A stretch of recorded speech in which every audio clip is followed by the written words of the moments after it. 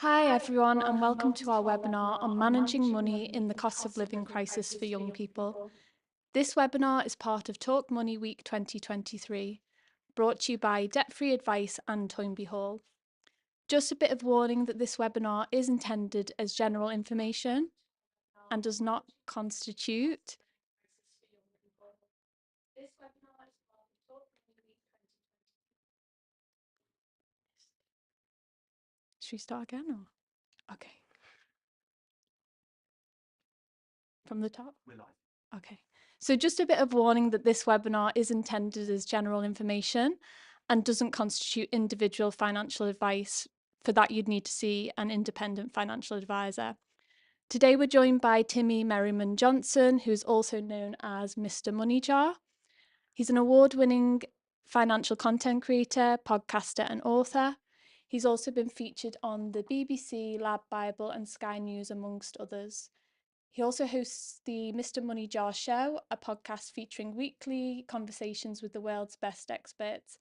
So, Timmy, welcome to Toynbee Hall. We're thrilled to have you here to give tips to the young people who are struggling with the cost of living crisis. So, we'll dive into the first question. So, the first question would be, what would be your top tip to navigate the cost of living crisis for young people, considering whether they may be working, studying, or both? Sure. Well, firstly, thank you very much for having me, everyone. It's great to be here. Cost of living crisis has been with us for quite some time now, and we're no secret to prices rising. When we go to the supermarket, I look at our energy bills, and essentially what happens in the cost of living crisis is that the amount of money that you're earning is essentially staying the same, but the price of everything else keeps going up and up and up. And so during times of rising prices, paying attention to the basic principles of money management becomes even more important. And there's a very simple three-step blueprint when it comes to navigating times rising prices. It's create a budget, reduce expenses, and then increase your income. And we're going to go into the specifics of how to do all of those things over the course of the questions.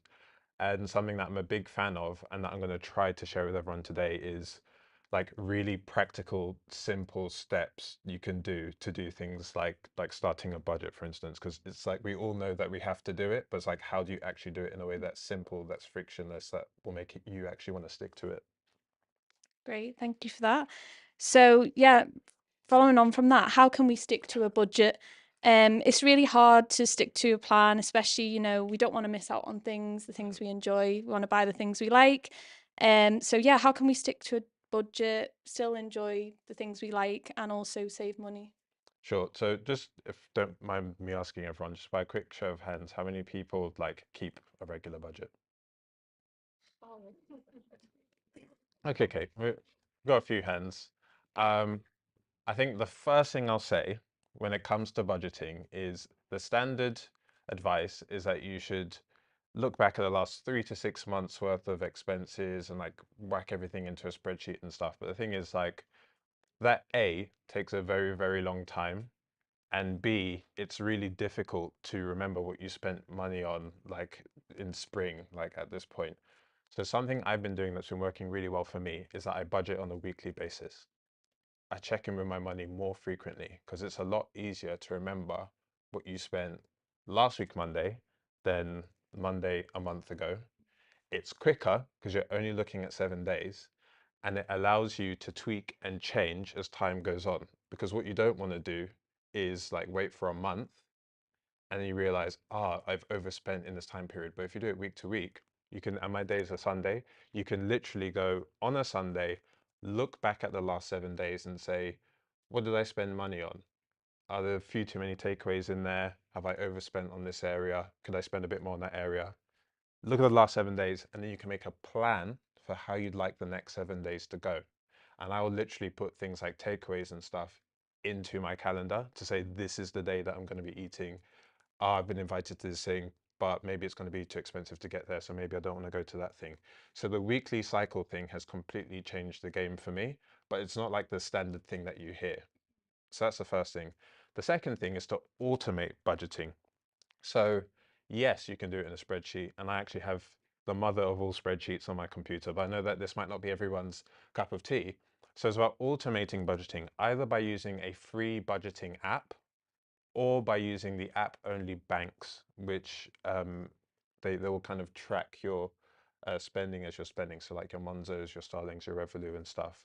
A really great app that I can recommend to everyone is called Snoop. And what you do is you link your bank accounts to it. And then as you spend money, it will track what the different expenses are. It can recognize probably at an accuracy level of like 80, 90% groceries, gyms, bills and stuff. And then sometimes it'll get some of the categories wrong. But what you can do is you can change it and then it gets more intelligent the more they use it. So you automate your budgeting. And then when you do your weekly budgeting habit, it's simply a case of going in and going, okay, this is how much I spent last week. These are all the different categories. Look at the overview screen. It will show you when you spent more or less on particular categories, and you make that plan for the week ahead. The final thing I'll say is to try to spend from a different bank account to the one that you get paid into. And I call this the two bank account strategy. So you have the bank account that you get paid into, your salary goes into it, and maybe your bills come out of there. But what you do is you then transfer an amount of spending money, almost like pocket money, to yourself to a separate bank account. This ensures that you don't go over budget because you just have this extra money sitting there. And again, if you do it within the banks that send you notifications whenever you spend money, then you'll have this running total of how much money that you have left. And your brain will actually just adjust to how much money that you have left spent in a month. Human nature being what it is, if you spend from the bank account that you get paid into, you're just going to spend what's there. It's not because we're bad people. It's actually because of a rule called Parkinson's law, which people normally apply to time, which says that a task will swell up to fill the amount of time that's allocated to it. If you give someone a week to do something, they'll take a week to do it. Give someone a day to do something, they'll take a day to do it. The same is the case with money. If you have £100 sitting there, you'll spend it because we're just adverts all over the place. However, if you put the amount of money that you want to spend on a separate spending card, it makes it way easier to stay within your budget. I hope that makes sense. No, that sounds really good. I think there's some things people can start implementing straight away from that. So thank you. So to you, what do you see as a good relationship with money, and how can we get to that stage? Yeah, I think a good relationship with money is one where you're not worrying about like what's in your bank account. I've certainly been through periods in my life where I've gone to tap my card and like I'm not sure if that payment's going to go through or not. And I've well, I'm going back like 10 years now, topping up like the gas meter and like worrying if I'm going to have enough hot water and stuff. So I think a good relationship with money is one where you're not worrying about money, but also one where like spending money like feels good. So you're using money to basically live your life in a way that's authentic to you. And whether it's spending time with friends, doing stuff that you enjoy and so on. And I think the way that we get to that is through the like answer that I gave before, which is if you can just create systems and habits that don't rely on your personal effort every single time to manage your money, what you're doing is you're creating a system once and then that system is just working for you. Whereas if you're constantly having to like tweak this thing and change this thing, you might not remember to do that. And then you feel bad because you've not done it. And then you have that negative relationship with money. Another system that I can share with everyone is to have a bill day. Does anyone have a bill day here? So um, a bill day is essentially, and it might take, a few weeks or like a couple of months to do, but what I've done and I see increasing numbers of people doing is they will try and schedule all of their bills to come out on or around the same day each month. So my day is the first of the month. So I get paid at the end of the month, and then on the first of the month, everything comes out. Mortgage, electricity, gas, Spotify, Netflix, it all comes out on that one day. What this then means is that for the rest of the month, all of the money that is left in your bank account is going to be spent by you. You're not going to have this death by a thousand cuts situation where like all these automatic payments coming out. And if you do this review, it will also mean that if there's stuff that you're paying for, like bills and subscriptions, that you're not using, you can just cancel them. And you might not have realized that you were spending money on them. For direct debits, you can change the date that they come out, normally by speaking to the provider on the telephone, or by changing it online. And then for things like subscriptions, like Amazon Prime or Netflix or whatever, it's simply a case of getting to when you want your bill day to be and unsubscribing and then resubscribing again. And it just gives you this peace of mind of, okay, I've gotten paid, all my fixed costs are coming out on Monday or by a day in the month. I've sent my money to like my spending card, and then the rest of the money in my bank account is my disposable income to spend. That is just a much better universe to be living in than trying to manage everything manually.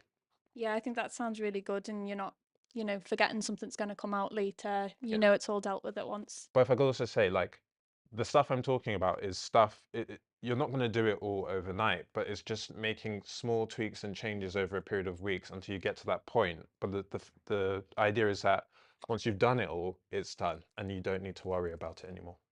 Great. Thank you for that. So at Debt Free Advice, we give advice on debt. And not only that, we do look to help our clients maximize their income. So do you have any tips on how young people can boost their income? Yeah, when it comes to increasing your income, as a young person, there's kind of three things that you can do. It's either there's like 30 million PAYE earners in the country. So like that's a lot of people working in jobs. So it's getting a promotion in your job, moving to a new job, or starting a side hustle. Like those are the three things that you can do to increase your income. In terms of getting a promotion in your work, I mean, there's like lots and lots of things that you can do there, but one of the methods I've heard that works really well and that I've used myself is that if you can speak to the person that you report into, to your line manager, like as a young person, you essentially want to get buy-in from them into your progress in the company. So you want to go to them and say, look, I want to take on more responsibility. I'd like to get promoted. When you have this conversation with them or this meeting with them, they'll know what you mean by that. And you want to come up with a list of things that you need to achieve over the next 6 to 12 months. And every time, and you create a wins folder. So every time you do a thing like, I don't know, you work on a project, you help with a client pitch or something, you put it into this wins folder. So by the time that 6 to 12 month period comes by, you've done all this stuff which you've agreed with them that you would do, which would help you to progress in that organization. I didn't know this when I was in my first job, but like through the course of my career, I realized that like a lot of the time you're not just going to get promoted, like you're going to have to work with the people um, that you're working with. Sometimes it's just a case that your company might not have the money to pay you, in which case you might have to move to a different job, and that's about networking and upskilling and thinking about where your next step might be. LinkedIn is a fantastic place to look when it comes to networking with people and moving to a new job. And then when it comes to side hustling, and or selling things online. I'll start with selling things online. A quick look around your house. Old tech you can sell on eBay, Facebook Marketplace, CEX. Old clothes you can sell on like Vinted and stuff. There's a great book. There's a great app called Ziffit, Ziffit, which you can use to sell old DVDs and books. A quick scan around your house could probably net you a few £100 just in terms of old stuff, and you have the benefit of the fact that you've earned this extra money and you got less clutter around your house and stuff. So there's just a few things that you can do to increase incomes. Great. Some great tips. So sometimes we do end up having debts, and it's okay as long as it's manageable. But do you have any tips on how we can avoid falling into problem debt? Yeah, I think something that I like to say is that I try not to moralize debt. So I try not to use words like good debt and bad debt. I think you can use debt responsibly, or you can use it in a way that hinders you. And the way to use debt responsibly, in my view, particularly when it comes to things like credit cards and so on, is you almost have the cash already, but you're using the credit card to either earn air miles or points or something like that. And then you pay for the thing on the credit card, and then you clear the credit card straight away or by the end of the month because you already have that money either there or you know that it's coming in. The opposite of that is where the problems arise, which is where you don't have the money you're using the credit card but you don't have a plan in advance to pay it off, and then the interest builds up and up and up. And the way that interest works is that it's like the less you pay it off, the more it builds up. And I think we have a question around how you can pay off debts and stuff. So if you're going to use debt, there's absolutely nothing wrong with doing that. In fact, using stuff like credit cards and using debt responsibly can help you to build up your credit history, which means that when you come to hopefully one day take out a mortgage and that sort of thing, you'll show that you'll have this track record of borrowing and paying debt back responsibly. But you just want to have a plan or the cash already in hand to clear it so that the problems don't arise. And if you're really, really struggling with problem debt, you can speak with lots of different organizations, debt advice, like organizations, of debt-free advice. Yeah, I was going to say you Yeah, can come to debt-free yeah, advice. debt-free advice. Uh, but yeah, but there are others I've worked with too, and they'll give you free debt advice as well. But obviously, start with debt-free advice. Great, thank you for that. Yeah. So the next question is, what do you think we should pay first? Should we pay debt first, or should we put money into saving? What should we prioritize? Okay, this is just my point of view. Um, there will be some people that say that if you're in debt, that you should just focus on clearing the debt before you save anything. And this is because if we look at the average interest rate on a credit card, it's at about 20%. If we look at the average interest rate on an overdraft, it's at about 40%. These percentages are way, way higher than the amount you can expect to earn on interest from a bank account. So it's like £100 sitting on a credit card is going to cost you way more in interest than it would earn you in interest if it was in a savings account. Um, Sorry, lost my train of thought. What's the question again? So it was, what should we prioritize, Prioritize, yeah, yeah. debt or savings? So yeah, if you were going to look at it mathematically, then you should prioritize paying off the debt. However, debt is a hugely emotional and psychological issue. And so there is something to be said for the emotional security that having a small emergency buffer would have for you that you can see in the bank whilst you pay off the minimums of your debts. And then once you have an emergency fund saved up, then you can go to work on the debts fully. So my personal opinion is build up an emergency buffer. Again, standard advice on this is like 3 to 6 months worth of expenses. We're in a cost of living crisis. That's a lot of money. So if you can just have a lump sum, whether it's £100, £250, £500, whack that in a separate savings account. As you're saving towards that money, make sure you maintain the minimums on any debts that you have. Then once you've saved that emergency buffer, you can go to work on clearing the debts in full.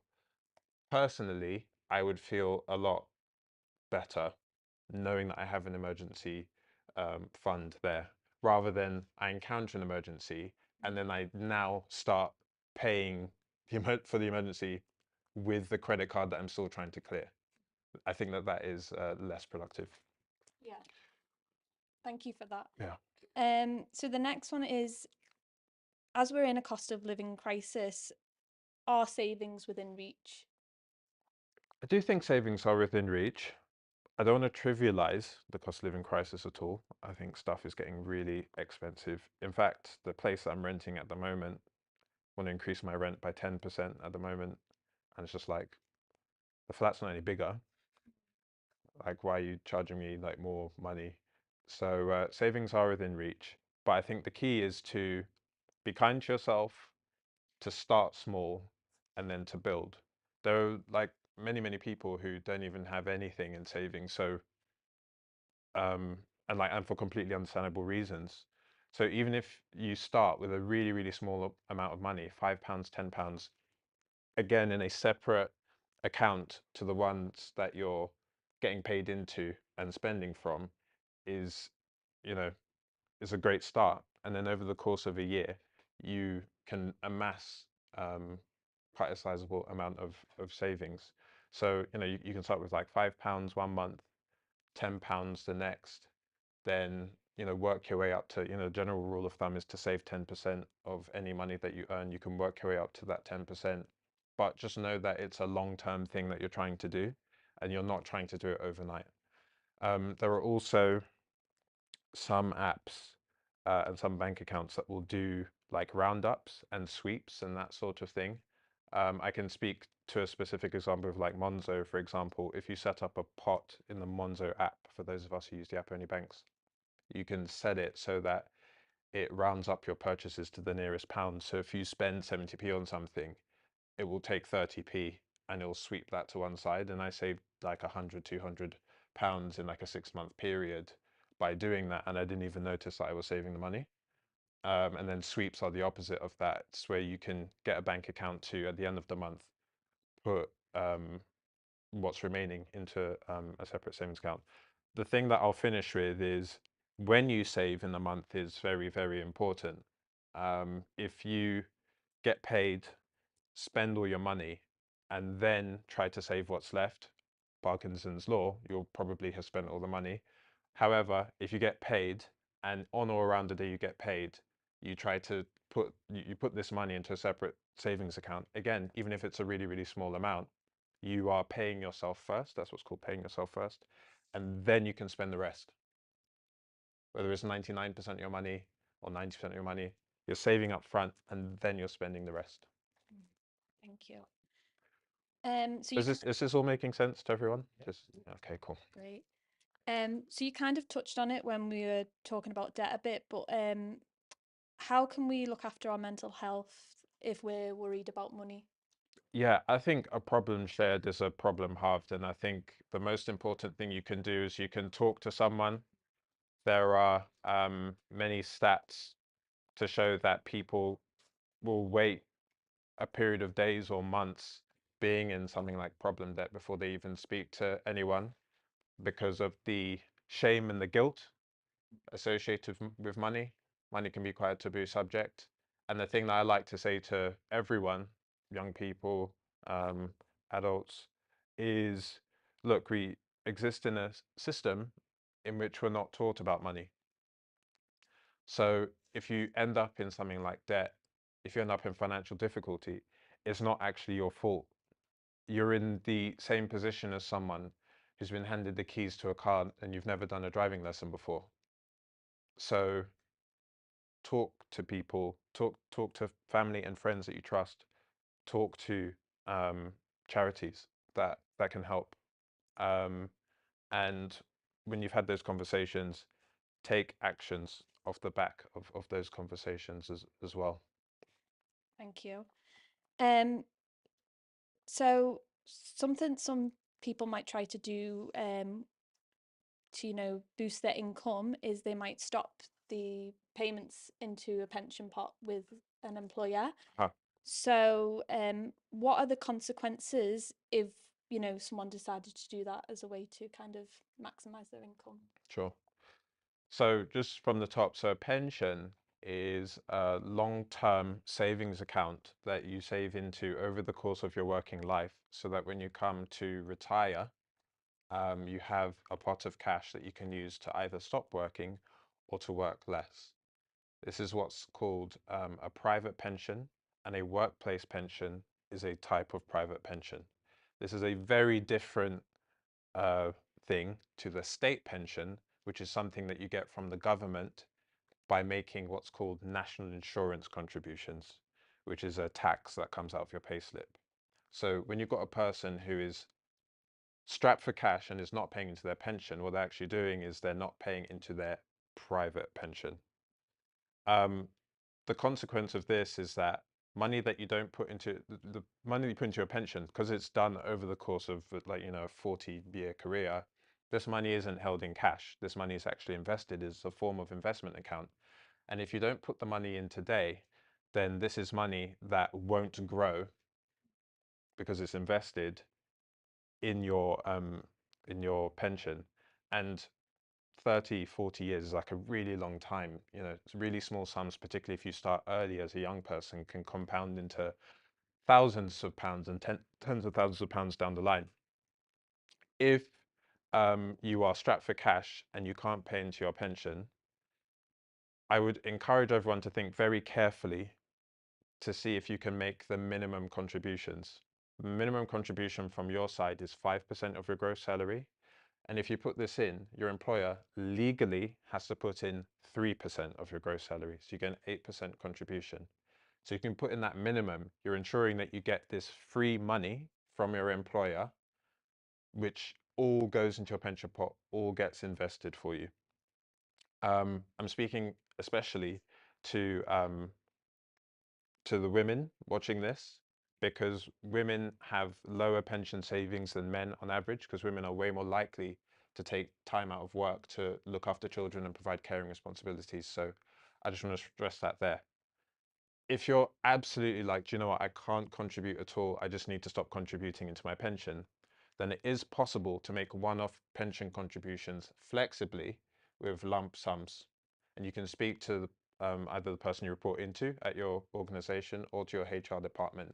So even though it's not going in every month, you are still putting in what you can when you can. And then when your financial situation improves, you can then get back onto the monthly contributions. Great, thanks for that. So you've kind of touched on about investing our money as early as possible, Sure. for a better return in the future. Um,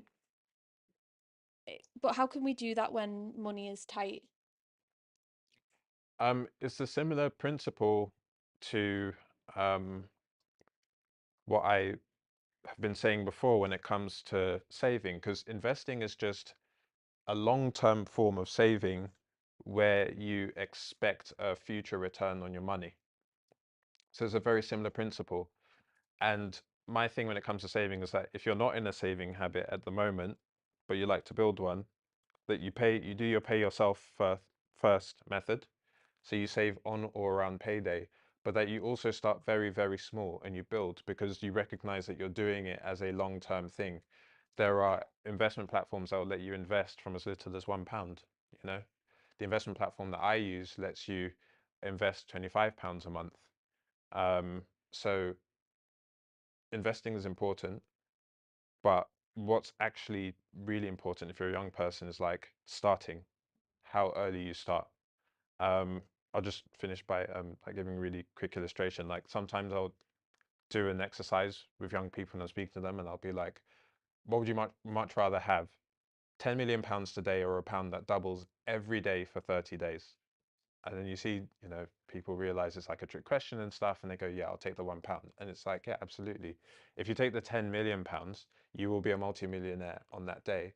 But if you accept the pound that doubles every day for 30 days, you end up with £1 billion, because it's compounded at 100% every single day. It's not just the original pound that's growing, it's the growth on top of that growth that's growing. And that same principle applies to investing as well. Start early, start small, and then build is always my way of doing things. Great, thank you. Um, so what should schools and universities do more about financial education? Oh, this is a great question. How are we doing for time, by the way? Got 4 minutes. So should we do this one and then should we see if the audience have some questions? Okay. Okay. What should schools do? Very, very quickly. I hear a lot of kind of, yeah, schools should do more to teach financial education. Financial education is on the curriculum. However, teachers work very hard. They have core subjects to teach, and they might not have the time or the knowledge to teach financial education. I think the role of school is to teach the basics around budgeting, around how percentages work, around saving, and so on. But the thing is, the financial system moves so quickly that we can't possibly know what the future will look like. So if school's there to give the foundations, but then it's about relying on organizations and like, you know, creators like myself who can educate people along their different life's milestones. Great, thank you. So thank you for all those tips. I'm sure, like I said before, people will start putting some of those into place. So now we just want to see if anyone in the audience has any questions they'd like to ask Timmy. Sure, I'll ask a question. What do you think about like Klarna, the buy now, pay later stuff? Do you think it's a smart way to purchase if somebody doesn't have the money, they want to sort of like put out their payments over time? So it's a great question, and it's a similar thing to what I said with regards to spending on a credit card. I've used buy now, pay later a couple of times. And it's like, if you have the money, and I use it to buy a mattress. So it's like if you have the money already, but you want to break up the payment, the cost of the item into smaller payments, then using buy now, pay later makes sense because you're simply using it to kind of free up your cash flow. But if you're using buy now, pay later to pay for things that you couldn't afford in the first place, then that's where it gets tricky. And buy now, pay later platforms are marketing platforms. The brands that use buy now, pay later do it because they know that by enticing you with monthly payments, you're more likely to spend more overall. So when it comes to using debt, it's about using debt on your terms and not on the terms of the person who's lending you the money. We've got a question coming in from one of the over 260 people watching live at the moment. So this one's from Matcha Lover. It says, all your tips have been great. I'm a debt advisor and wondering whether you would recommend to give these tips to my clients at an early stage or a later stage when dealing with their debts or after they've tackled the debts with them. I say early because look, all the stuff that I'm talking about is as a result of like years and years of learning, and you've kind of gotten it all, kind of word vomited everyone, you've got it all in one go. But once you hear these things over and over again, you'll be like, oh yeah, pay yourself first. Build a like budgeting. I think start early and familiarize yourself with these concepts, and then before long they'll become second nature. Thank you. So another one. Yeah. I'm not that young but I got massively into debt when I was younger, and that was through. I'm actually really pleased for want to hear some of the tips that you give, particularly with the use of credit card. Knowing that I've got the money, and just using it to make that purchase. But also things like Klarna, for example. If that had been around when I was younger, I wouldn't have got into debt because I was buying bank loans at the time, horrendous amounts of interest. It took me 10 years to get rid of that debt. So I find those sorts of things, would be really useful. Yeah, it's both the tips. Thank you. Yeah, I mean, if I could kind of round off by saying something, is that like the debt industry, like banks and lenders make and have made so much money from debt and from people's lack of knowledge. And I think that the pandemic and the now cost of living crisis is forcing us to be kinder to each other and is making us realize that you can't, you can't take advantage of people's lack of knowledge. You can't come up with yet another way of lending people money, yet another platform to try and squeeze more money out of people. We're not going to be okay as a society until the least well-off people in that society are doing okay. And that's just the end of it. So like to the people that want to raise the rent on me, to like all the energy companies that are making all that money, unless we put people first, we will be in this cost of living crisis indefinitely. So we need to be kinder to each other and we need to help each other out. And yeah, I just hope that we do that. It has to happen. It has to happen. And I'm an optimist. I always say you can't spell optimism without Timmy. So I think it will happen, but it also has to happen. Otherwise, we won't move forward. Great, thank you. It's a good note to leave on. So yeah, thanks again for being here. So just wrap it up. So you can follow Timmy, Mr. Money Jar, on Instagram and TikTok for more money tips on managing your money. And remember, if you are worried about money or the cost of living crisis and it's affecting you, you can reach out to Debt Free Advice, as we mentioned. Our number is 0800 808 5700, or you can also go to our website, which is debtfreeadvice.com, and we are open 7 days a week, 8 a.m. to 8 p.m. So thank you. Thanks, everyone. Sorry about that one point with the different advice.